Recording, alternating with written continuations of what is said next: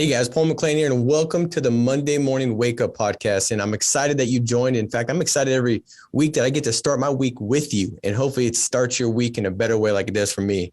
And today I'm excited to bring on somebody that her business, guys, it is exploding. When we say somebody in FFL has got one of the fastest growing businesses with FFL, really what that's saying is the fastest growing business in the insurance industry because we have taken over. And so we have somebody that's got a business that's exploding, somebody that when I talk to her, I feel the compassion in the heart to serve and to help and to give back and to really want people to win. And she wants her team to win. And she leads by example. We talked about virtual sales. And once that kind of rolled out, it wasn't long after I saw social media after social media post of her going on and killing it and writing, helping families virtual sales and bringing that to her team because she led by example. And so somebody that's going to really talk about, I think for most everybody on here that's an entrepreneur that's building a business, probably the most important topic. So we're going to talk about profitability. And so guys, if you can, lean in, and I want to welcome Marissa to the podcast today. Well, Paul, thank you so much for having me on. It's an honor. This has been my lifelong dream, is to be on the Monday Morning Wake Up podcast with Paul McLean. So I'm really, really excited. I highly doubt that. I think you got bigger dreams than that. All right. That might have been like the cloud within like the full sky of the dream you got. Well, this is a stepping stone, definitely a stepping stone. So I'm really excited. You've been somebody who I've looked up to since day one, since I got here. So thank you so much. Well, hey, it's a privilege to have you on. And I'm more excited to have you on because I know I'm going to get a lot from what you're going to talk about. In fact, we had a conversation probably maybe a week or so ago, maybe 2 weeks ago, and we were talking about this concept. And you said, hey, I got this thing that really brought to my team called lead squeeze. And I was like, that's so good. And at first it sounded good. It almost sounded refreshing. I was like, I like the way it sounds. And then you broke down what it meant and what that looks like. And I think this is so big. Like if agents in 2022 could increase their profitability. Well, how do you increase profitability? Your expenses stay the same and your income goes up. So that gap, expenses, income, you start making more. And so, Marissa, can you kind of talk about, maybe start with, first let me ask you this. Your team, what is the team issue paying right now a month? So we are issue paying about $600,000 in a 4-week month. Okay. And what were you doing last year? At this time last year, Paul, I had 5 agents and we did $24,000. Right. I mean, think about that. So if that doesn't inspire, I almost want to just that alone, if that doesn't inspire you guys that's on board, that in 2022, you can have complete transformation, then I don't know what does, because anybody can do that. Marissa, you're a testament, another testimonial that says, hey, if you're just looking to build a massive business, you can do that in 12 months. And so phenomenal job. But talk about lead squeeze. What is that? How'd you come about that? How'd you come up with that for one? And then break down what that is. Yeah, for sure. So I think the name, Paul, I probably, to be honest, was just texting in the group chat and was hashtagging some random things. And that's how I came up with the name. But the idea was, so FFL obviously has the most amazing system for new agents, old agents, because the leads are so good. We don't have to cold call anybody. We all know that. We don't have to cold call. We have people who want our service. But I started to just think about, I had a lot of agents coming to me and a couple of them saying, hey, I feel like I just got leads last week. Maybe I got 100 internet leads. I booked 3 appointments. I got some new leads. I booked 2 appointments off those or 10 appointments off those. And then I got some new leads. And so we have it so good here that I feel like we get a little bit conditioned to just buy new leads all the time, which is fantastic. We want to continue to do that and continue to promote because we need to help more families. But the term lead squeeze came from the fact that just because you dial the leads one time or you dialed them last Monday and maybe a lot of people didn't answer doesn't mean that those families aren't still families and doesn't mean that they don't still need the help. So what we started to promote within my agency is I went through my CRM, Paul, and since I got here just about 15 months ago, I looked in my CRM and I have about 90,000 leads. Wow. And I can tell you right now, I have not sold 90,000 policies. not even close, not even a hundredth of that probably. So I was thinking about all those families that I either didn't contact, they hung up on me, whatever it was. And I actually started to, when new agents would need help with leads or would ask me for leads, I started to take my leads out of my CRM that I maybe got 6 months, 8 months, 2 weeks, whatever it was, and just say, hey, well, I did a travel trip when I first got into FFL in Texas, and these leads are now a year old, but I hardly sold any of them. I was brand new. So here's these leads. And I started to just sort of give them to new agents instead of buying new leads. And what I noticed was on my old leads, new agents were booking 10, 15 appointments on leads that I never sold or that I never did a good job with. So that's what we started to do. And I just came up with this hashtag. I was typing a group message one day, and somebody had sold like an 8-month-old internet lead. And I just said hashtag lead squeeze. And then we kept that going. And we've been really working that with new agents and even veteran agents who have been here for a while, just to say that, hey, remember that every single lead is a family. And just because, and you've talked about this a lot, Paul, too, just because they answered last Monday and they hung up on you, maybe they were having a bad day, maybe they were, out at work, and then you never called them again. You never texted them. You never left a voicemail. You just bought new leads. So FFL is so good. We always have the opportunity to buy new leads. But I had an agent last week who sold only her leads from like a 6-month-old travel trip that she did. She went out to another state. Now we have the ability to do virtual. So it's even better because all those travel trips that you didn't exhaust your leads on, or all those other states, or maybe, Paul, too, is I've gotten a lot of leads for agents who maybe didn't make it. Maybe I gave them leads or I bought them new leads and they didn't do a good job and now they're not in the business anymore. Well, guess what? Those leads are still families. So we've been shuffling around most of our premium right now in our entire agency, Paul. To be honest, I don't think there's one person in our whole agency outside of myself that has mailers locked out. So 100% of our premium is coming from CRM leads, Insta internet leads, and 3 or 4 month old leads. Kristen Perry writes $15K a week. Betty Joe writes about $20K a week just on 3 month, 4 month, 5 month old internet leads. So would you say then, Marissa, if somebody is writing 30, 40, and you have all these different, you have 600,000 plus volume that makes up agents working CRM leads, the person that comes on and they say, man, these just don't work. What is that? Is it a mindset? And then how do you address that with them? Because I agree 100% with you. Like, these are all families. And if we can basically break it all down to the reality, or the truth is, they either have life insurance. And if they do, we have so many different carriers and options that we can put them in a better position. And if they don't have life insurance, it's the most important thing they can get. So I should be able to call and book an appointment, meaning that anybody you call, they're a great candidate for you to meet with them and provide value to them and their family. So how do you do that? Somebody, because I'm sure you have it. I know I think everybody has it, where you get an agent that says, man, these leads don't work.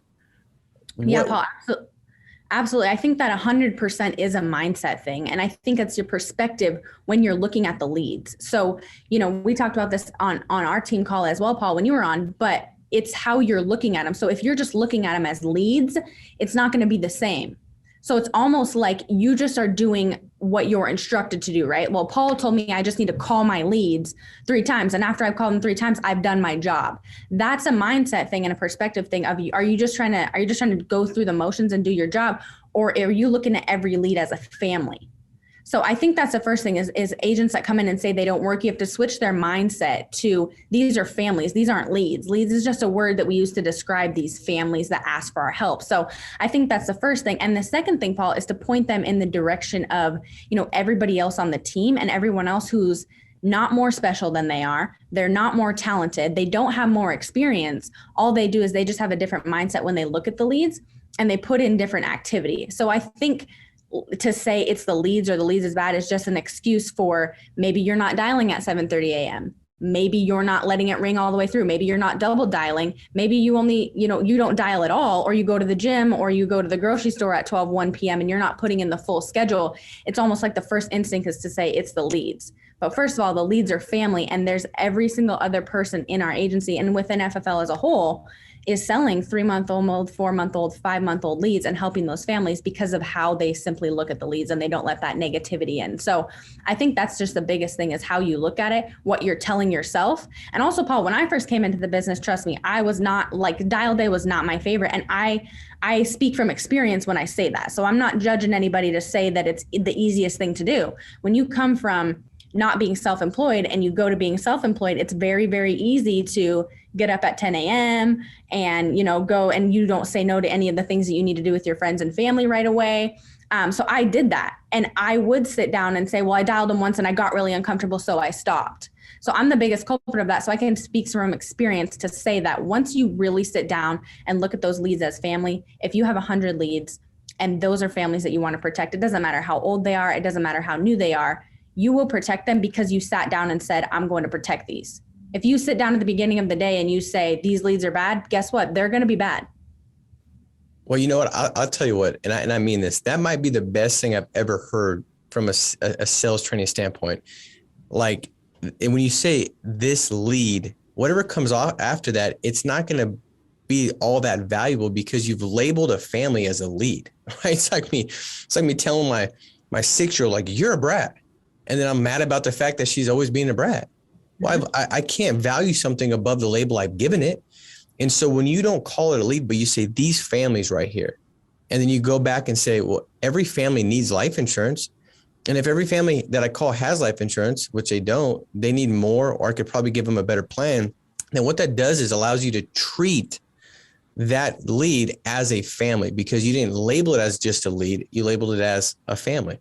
Like, this is somebody that needs protection, and almost in your mind, seeing the fact that if I call this client and they don't get protection, what is it going to look like for them if they die? Because what that does is it makes it about them and the value that you provide them. It doesn't make it about you and you hitting these results and appointments and goals. It's about them. That's such a good point, Marissa. I mean, I'm telling you, like, that might be the best perspective that I've ever heard when it comes to getting people's mind right on how they see the lead and seeing it as a family. That is phenomenal. It's even, Paul, like when we say old leads, like what's an old lead?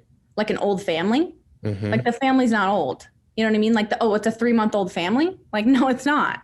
You know what I mean? So it's the same thing. I feel like whatever you're telling yourself, it's what it's going to come out as. And just like you said, if you're just trying to go for appointment count and they told me to go over the script and they told me that, like, those are just the logistics of our business. So if you get caught up in the logistics versus like why we're really here, what the point of it is. And Paul, something that really hit me is this summer, I had a 3-month-old family, a 3-month-old lead. And for lack of better terms, and I went, I booked an appointment with him, and it was a final expense mailer. I went to the house and he said, oh, my wife had actually filled that out. And my wife had filled it out and she's not here anymore. She passed away 2 weeks ago. And so it's like something like that too. It's like, just because the lead, the lead was 50 cents. But it's like whoever had that lead before I did, or maybe nobody else called it, or maybe I already had it and I didn't do a good job calling it back in June, that when I got there in August, it was much too late. So I think when you think about things like that, there's no such thing as an old lead. There's no such thing as an old family. And just because maybe they didn't answer the phone that Monday when you called them, maybe they work all day on Monday. Maybe they had a death in the family. Maybe their kids were screaming and crying right when you were calling them, so they just couldn't pick it up. It's like everyone, you have to remember that you have everything in your life that goes on. So do the families that we're calling. Just because they didn't answer that one time doesn't mean that you've done your job. You've done your job when you've really tried to #lead squeeze and get as much help to those families as you can. That's so good. And I mean, I could not agree more with everything you're saying. It's such a great way to put. And see, I think most agents, you make one round of phone calls and it's pretty quick. It'll happen where you talk to somebody that has already had the person filled out the lead or their family member passed away. That's not an uncommon thing. But what I think is very common is the agent forgetting that happened. Meaning that it's easy when things get tight, or when you're like, man, I need to make some money, or man, I need to, look at what everybody else is doing. I need to get on the leaderboard. I need to hit this. You start making it about yourself and you wonder why it's so much harder to get there, because when it's about you, it's like throwing quicksand in your gap from where you're at to where you want to go. Now you're like trying to move, but you're slow down because you're stepping in quicksand, because it's not about them. And so I think that's such a great way to put it. Like it's about the family. and it isn't a 3-month-old lead. It's still a family. Marissa, the crazy thing is when we started with FFL, in the beginning, there was no leads. So it was like squeeze everything, and a lot of in my first year, every sale I made was off of clients I'd already helped before, which increased profitability. And it was off of leads that I had purchased years prior that I'd reach out to and write them policies up. You know what I mean? And so it's one of those things where it is a simple thing to do, but it's easy to overlook and it's easy to get caught up in what's in it for me. And it's about me, And so I think everything you said, if everybody, and I think this concept, it almost causes us to stop and take a look and become more aware of how well we are doing at serving these families. Because if we just get another 200 leads, but we haven't reached out and contacted all the other families or connected with them, well, we're dropping the boat. We're dropping the ball. So what are the other things that you do, Marissa, that helps really squeeze as much, out of the lead or make sure you connect and help as many families in the lead batches that you're picking up? Yeah, for sure. So I think one is calling your old leads again. And sometimes if a new agent, Paul, is struggling and they say, hey, I called 100 leads and I only booked 10 appointments, I say, cool, get new leads. And then on Thursday, you're going to call this first batch again first. And then next Monday, you're going to call the Thursday batch. So what we've seen a lot of success with is just because you got them today, sometimes if you let those leads sit 2-3 days or those families sit 2-3 days, you have a better chance or you book more appointments or you call them again. So I think the first thing, Paul, is that and being willing to call them again, even if you've already called them. The second thing is on different days and different times. And then the other thing is text message. So a couple of weeks ago, Paul, I did the exact same thing. I went back through all my leads from the last 3 months that I didn't get a hold of. And I was like, well, they don't answer the phone, obviously. Phone calls are not for them. So I'm going to send them all a text. So I copied and pasted a text message to every single lead, and I actually booked 15 appointments solely on text message. So that's another thing is now when I talk to new agents, okay, so you called them all. Did you text them all? No, I didn't text them all. Okay, then you didn't do everything you could. You send them a text, say, hey, I received your request, Paul. I'm the field underwriter in your local area. The reason I'm calling you is I received your request. I'm going to be out in your area the next 2 days. It just takes 15 minutes. I have a 1 o'clock, a 3 o'clock, or a 5 o'clock, which works better. And more often than not, if they respond, they either don't respond at all or they'll text you back and say 1 o'clock. And I say, great. Any gate codes? No. Okay, see you then. And I consider that a booked appointment. And I got 15 of them off of text message about 3 weeks ago. That's so awesome. The other thing is voicemails. I mean, people, I know Sean's a big fan of voicemails. I used to not use them. Now we have agents in our agency that do that as well. Text message or voicemail that say, hey, Paul, try to call you 3 or 4 times. Just want to let you know we're booking appointments for tomorrow for Saturday. I'm going to be at your house at 3. If there's any reason that doesn't work, call me back. And you've heard Sean say it, the ones that call back, it's because they're going to be home. And so they go out and do that on voicemail as well. Well, think about this. Even if they call you back to try to cancel and you odds are you're going to save the appointment, still book it. But the goal is to get them on the phone, right? Mm-hmm. Think about a producer. The most frustrating thing is just the time spent where the phone's ringing and you don't have a family on the other end of it. But if you're leaving those voicemails and then they give you a call back and say, hey, tomorrow doesn't work. What's this about? Then you can go through the credibility from the lead sheet and you could talk about what they put down, all those kind of things, and go back to booking the appointment, but you have them on the phone. Like, so for me, Marissa, like I just hated indifference. Like, give me a yes or give me a no. I just didn't like having families that it was unknown. Like, it wasn't resolved. Like, it would give me, like, I don't deal with anxiety, but that I feel like that was my closest to dealing with anxiety. It's like having some families that I had received for the week and I had not yet got a hold of them. And so for me, it was like, I got to go door knock them. I got to 3 times in a row, text messages, voicemails. I'd give them a call and say, hey, Marissa, this is Paul. Hey, shoot me a call back. You got my number. And I'd hang up because they'd think like, who the heck is that? I go to high school with that guy. Did I work with that guy? And they call me back like, who are you? And I go right into my script and try to book an appointment. Meaning that, like, as long as I could get resolution, that was the goal. And I would feel good about myself at the end of the week as long as I had resolution, as long as I didn't have a bunch of indifferent situations because I'd not resolved that lead that had come to me. Because in my mind, it was my responsibility. If I've got a lead, now I'm responsible to get the information and to contact and talk to this family. It's my responsibility. Like their financial life, so to speak, is on my shoulders. Like it's my duty to go out there and connect with them. And so I think that's such an important thing. Marissa, what are some other things that you think an agent watching this today? Like I've already gotten, I believe that text messages, there's so many different things that could allow somebody watching this today to make this week way better than last week. The text messages 15 in a row. I mean, think about that. Like most people nowadays, that's how they communicate too. Yeah. And when their phone's blowing up, it could be a telemarketer nowadays, even on your cell phone. You know, I get them sometimes. I'll pick up the phone and I'm like, oh God, like how'd you get my cell phone number? You know, now we're told to call this client. They've reached out, they raised their hand. They said, call me by sending lead in, but still that text message, it gives the credibility of, wow, this person, you know, I did send a request in.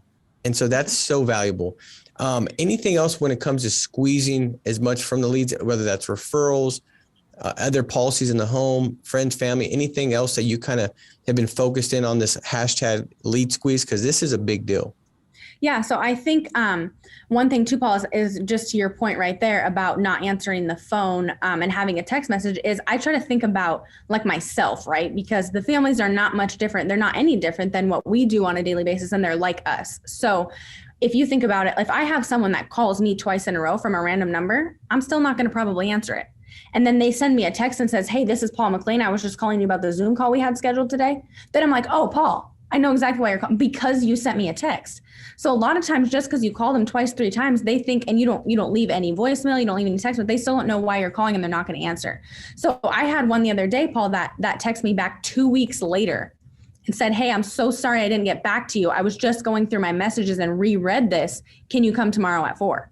So it's just they have something in writing as well. And you think about myself as you've ever not answered a phone call 3, 4, 5 times. And then you get a text that says, hey, Paul, I'm just calling you about your doctor's appointment tomorrow. And you're like, oh, okay, that's why they were calling me. I didn't recognize the number. So I think having something in writing for them or a voicemail or literally anything helps a lot. And then the other thing that you can do to squeeze, Paul, that we've done a lot in our agency as well is switching leads or swapping leads. So a lot of it too is everyone has a different style. Everyone has a different style on the phone, just like they do in the home. So there's going to be things about you that make you, and maybe you connect better with other clients. Maybe you say things on the phone differently. Maybe your tone is different, that they like that better. There's also been in the home where I'm like, maybe I couldn't say what Paul said right there, but I could do my thing and maybe Paul couldn't do that. So I think it's the same thing when you're calling these families of, you could dial the leads that I just dialed and maybe do better. And we've had that a lot where I dial 100 leads. Maybe it doesn't go as well. I give them to another agent and she goes, hey, I booked 15 appointments. Maybe the families liked something about her that they didn't like about me, or they connected, or they answered at different times. So I think everyone should have sort of a running buddy, or whether it's your manager, someone that's helping you, that Paul, if you sit down and you get 6 appointments and I have 7, hey, let's switch the leads. And you might get something. So that's some other things that we've done, or my own leads that I've given out to new agents, say, hey, you guys try these. And they text me and say, Marissa, I booked 20 appointments off your leads from 6 months ago. And I'm like, I talked to that person. So, I mean, just even a couple of weeks ago, I had an appointment that I had talked, well, it wasn't an appointment, but I had talked to this lady, her name was Susan, on the phone, and I had booked it and, I'm sorry, I had not booked it, but I had talked to her and she had hung up on me. A couple days later, Kristen Perry goes, hey, I booked an appointment with this lady. I was on travel trip. I booked this appointment with this lady, Susan, blah, blah, blah. And I was like, that name really rings a bell. And I go, where did you get that lead? And she goes, out of your CRM. And I'm like, you have my CRM password, first of all? And she goes, yeah, I was just in there dialing your old leads. So a lady that had hung up on me, she booked an appointment with 2 days later. So she did something that I didn't do. And either way, whether Susan doesn't like me or does like me, she still deserves a life insurance. So I think those are just a couple different things that we're trying to promote. And then promoting it to new agents too. It's also easier on the budget of, hey, if you have $1,000, you can make $1,000 of leads, Paul, go a long way. It doesn't have to be this, I booked 2 appointments off 1,000 leads and then I bought new ones and ran myself into the ground. So from a profitability standpoint, if you're really giving it your all, I think that's the way to go. Well, I'll tell you what, in closing, I mean, I think this was such a necessary topic and at the right time. I mean, we're in a blessed situation and position with so many lead vendors and lead options and lead opportunities where we could become lead junkies. We're walking around like slapping our arms trying to get more leads, right? But when we slow down and say, we need to serve more families and we can be better at this. And it's absolutely the truth. Me and Andrew both made an additional probably 200,000 a year off each other's leads. You know, we would swap all the time. And that was because we had to. We didn't have additional resources. And sometimes when we get in a position where there's so many leads available, we actually make the wrong choice and not go out there and serve more people that need to be served still. You know, I'd get his leads every week. And, you know, the only difference between my leads and his leads is he'd have like mustard stains on his for, I don't know if he liked hot dogs or what, but it's, I'm telling you, these families need help and it's that important. And so this was so good. And I don't want to disparage anybody that's been on the podcast before, but I do believe without a doubt that this was the most value-packed 25 minutes that we've ever had on here. It was that good. And so Marissa, thank you for joining, guys. Please like, subscribe, share this, comment below, go out there, make it a massive week. Marissa, thank you so much for joining and let's go crush it. See you guys. Take care. Well, Bye. Thank you so much for having me on, Paul. You got it. See you guys.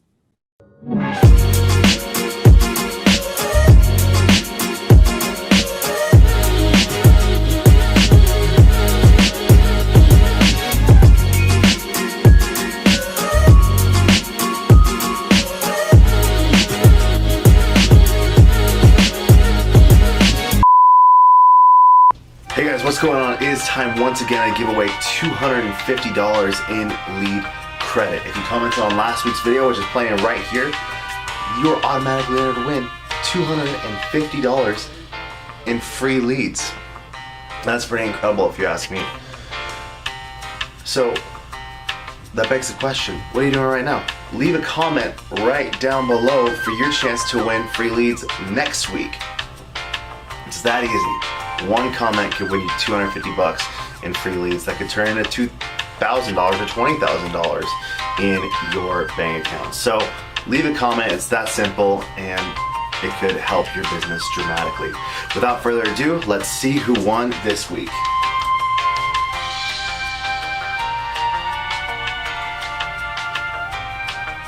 Chastity Owens, I love these videos, thank you for sharing. You're welcome. You just won $250 in lead credit. Chastity, I think it's Chastity. Chastity? How do you pronounce your name? Congratulations, you just won $250 in leads. Go ahead and get in contact with Victoria. Her phone number is going to be right down here so you can get those free $250 in leads. Guys, it's that simple. Leave a comment and we'll see you next week. Take care.